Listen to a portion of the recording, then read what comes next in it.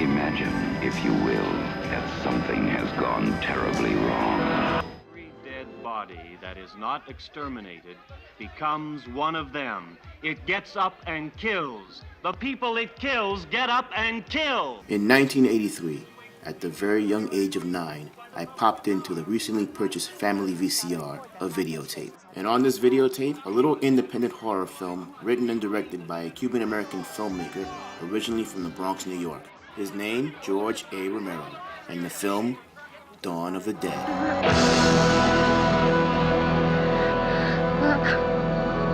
Now, I'm a little fuzzy on the details, but I'm pretty sure I must have known before I popped in that videotape that Dawn of the Dead was a horror film. I mean, come on, with a name like Dawn of the Dead, how can you not know? But even that little bit of knowledge couldn't have prepared me for what I was about to witness. Because you see, Dawn of the Dead was unlike any other horror film I had watched up to that point. For starters, the zombies in this film did more than just lurk in the shadows and strike at inopportune moments.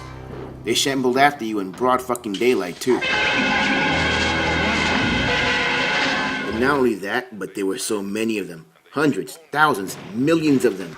And they appeared to be everywhere. Literally everywhere. No place was safe. Not even your own freaking home was safe. And you could sure as hell forget about the cops coming to help you. Oh, he's gone ape shit, man.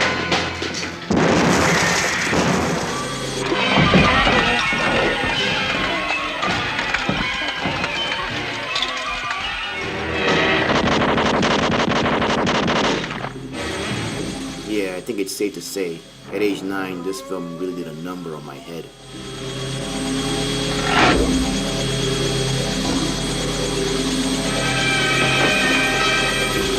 And love it or hate it, the film delivered a not-so-subtle message about our materialistic nature and where it can take us if we're not too careful.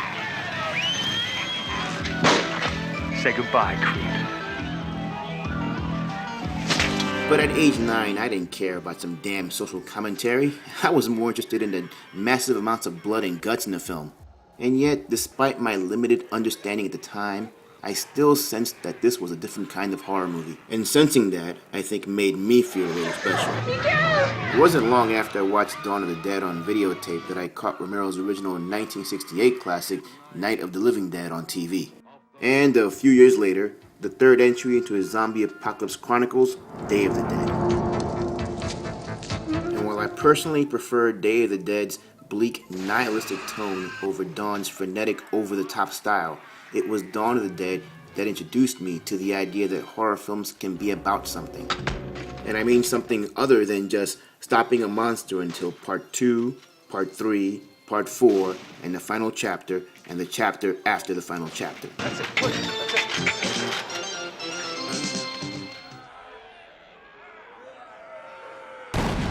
There's a man going around taking names, and he decides... Now a little side note.